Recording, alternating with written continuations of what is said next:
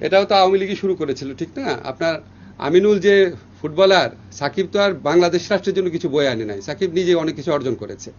আমিনুল তো বাংলাদেশ রাষ্ট্রের জন্য পুরস্কার বয়ে এনেছিল না? জাতীয় দলের ক্যাপ্টেন ছিল। আমিনুলকে যেইভাবে অত্যাচার করা হয়েছে তখন কি আপনারা প্রশ্ন করেছিলেন?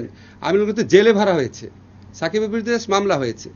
তারপরও আমরা, এটা পুলিশ প্রশাসনের ব্যাপার, আমরা যতটুকু বলার চেষ্টা করেছি।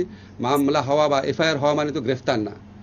আমার বিশ্বাস আমাদের মানে স্বরাষ্ট্র মন্ত্রণালয় থেকে উদ্যোগ নেওয়া হবে যাতে মানে কেউ অতি উৎসাহিত হয়ে গ্রেফতার না করতে যায়, বুঝছেন না? আর মানে আপনি যদি কম্পারেটিভ ফিচার যতগুলো আপনারা প্রশ্ন করেছেন, সব কিছুর জন্মদাতা হচ্ছে আওয়ামী লীগ। আমি কি বাড়িয়ে বলছি? সব কিছুর কোন এক্সাম্পল চান? এবং তারা এমন একটা পর্যায়ে, আপনারা তো জানেন যে every action has some reaction, না? ইকুয়াল রিয়াকশন বলে কিছু রিয়াকশন হয়, সেটা আমরা পছন্দ করি না, কিন্তু এই রিয়ালিটিটা তো বুঝতে হয় যে এটা তো আউট অফ দ্য ব্লু আসে নাই। আমিনুলকে গ্রেফতার করা হয়েছে, দিনের পর দিন জামিন দিচ্ছিল